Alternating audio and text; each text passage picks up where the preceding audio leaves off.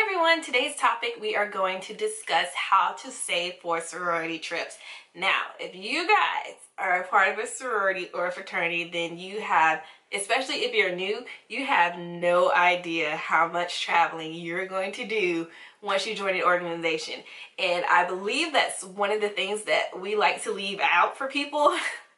Which is really bad because you want people to be prepared. Like, we tell you guys to prepare for induction fees and pay your dues and all this other stuff, but I think we neglect to mention how much traveling you're going to do once you join an organization, because it's a lot. Oh gosh, for my sorority especially, I feel like we travel a lot. We go to probates, we go to area meetings or state meetings, we go to regionals, we go to boule.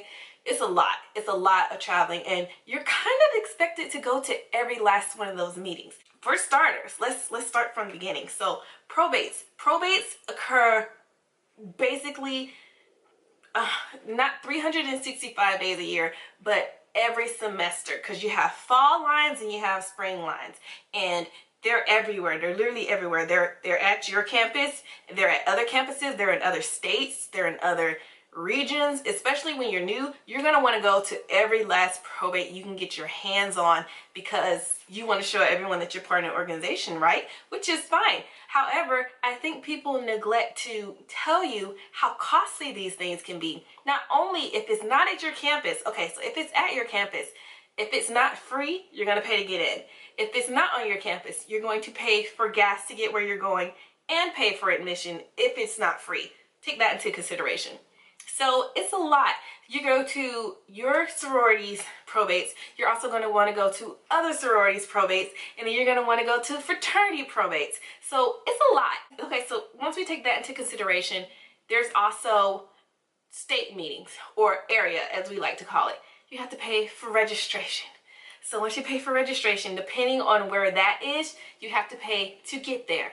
If it's far away, you might have to consider paying to stay overnight or paying to stay that day. Same thing can be said for regional conferences, which can occur anywhere in the region. State meetings can occur anywhere in the state, and boule, at least for us, or national meetings for other sororities and fraternities, I believe they're called conclaves and other things, those can occur anywhere in the nation. So to give you an example, for this year, for Sigma Gamma Rho sorority, we have local chapter meetings, we have probates everywhere, and our probates, depending on where we want to go as a chapter, my undergrads and my graduate chapter, it could be anywhere within Columbia, Sumter, North Carolina, Georgia, Alabama, because we're really close to some of our Alabama sorors. It could be any of those states, right? And then at one point, our regional syntacty, she lived in Tennessee, so we could span anywhere in the South region, and that's just for probates. Our state conference, or our area meeting, that was in Charleston this year. Our regional meeting is in Biloxi, Mississippi this year. And our boule, which occurs every 2 years, that's in Dallas. And especially in graduate chapter, I feel like undergraduates aren't as pressured because they're kind of broke. So we can't really pressure them as much. You're expected to attend every meeting, at least one person, or more than one depending on the size of your chapter, but minimum one person from your chapter. So you're kind of expected to attend all of these meetings. I think the only one you get a break from is boule. However, the regional and state meetings and local chapter meetings, those occur every year. And for chapter, they can occur every month or every 2 weeks, depending on where you are. So you have to take all of this travel stuff into consideration when you attend these meetings. So how do we save for these things? Well, my advice to you guys, if you haven't taken this into consideration yet, is to consider group discounts. I'll use, if I can, I'll use all three as an example. So when we went to Charleston, it was just me and my mom, because my mom's a philo. She's part of my sorority. She's not a member, but she's a philo, and philos are an affiliate of our sorority. So my mom and I ended up going together to Charleston.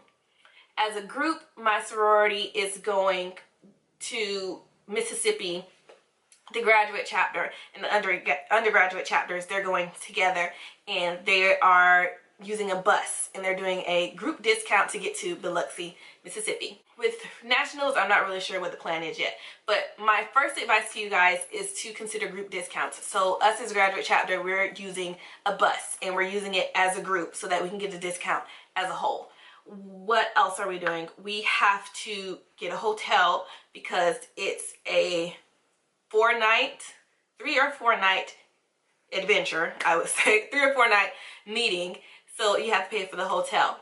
So consider group discounts with that. I believe the hotels are individually charged, but my solution to that would be to try to room together if you can. That way you can split the cost. So group discounts being one, rooming together would be the second. When I went to Charleston when I was in undergrad, we didn't stay at the hotel that was recommended for the regional meeting. We instead stayed at a hotel that was maybe 5 or 10 minutes away from our actual facility that we were using for our meetings, which turned out to be a good thing because my advisor actually was from the area, so she knew where we should stay and what would be most beneficial to us as undergrads. So use your resources in terms of how to save for those kinds of trips, especially if they're long distance. If I was going to Biloxi, Mississippi, I would try to find someone who lived there or who knew the area and take their advice on where to stay. I would not stay at the hotel because the hotel is a lot. I would try to stay close by or as close as possible if I were to drive. So consider that when you're looking at how to afford trips like these, because you have to think, you have to pay for your registration depending on when you decide to pay for it. And registration already is expensive if you're an undergrad, or it's expensive, even more expensive when you're part of a graduate chapter, I feel. So you have to kind of budget yourself and budget your money to know what you can and can't afford. And if you can't afford it, don't stress it. But if you can afford it, take these things into consideration. So if you can do group discounts, go for the group discount. If you can get as many people as possible to take a bus or take a train, probably a bus would be better.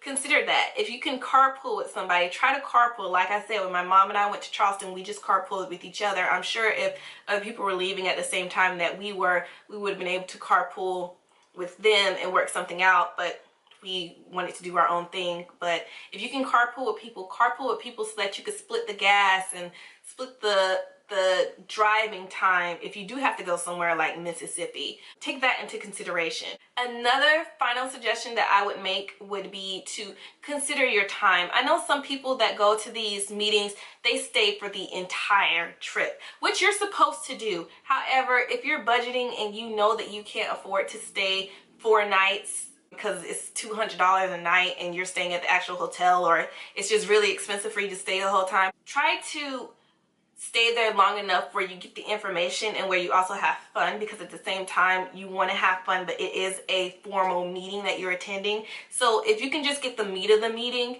and arrive during the meat of the meeting, I think that's a good thing too. Usually the first day is just people greeting each other and you're getting all of your information. It's basically like an orientation day. If you can afford to miss that day and just be there for days 2, 3, and 4, do that. Or if you can get there the first day but can't stay the last day is a little more relaxed, that's fine too. Usually it's like a brunch or something for us, but if you can stay days 1, 2, and 3, do that. Don't stress yourself on trying to be there the whole time if you know that you can't afford to be there the whole time. So to wrap it up, my main suggestions would be to consider the group discounts, try to split the cost with people, try to carpool, and also be wary of your time so that you're not breaking the bank trying to attend these meetings. If anyone has any suggestions for how to afford sorority travel or fraternity travel, please put them down in the comments below so that we can help each other out. If you like this video, give me a thumbs up, and I'll see you guys in my next sorority advice video. Bye guys!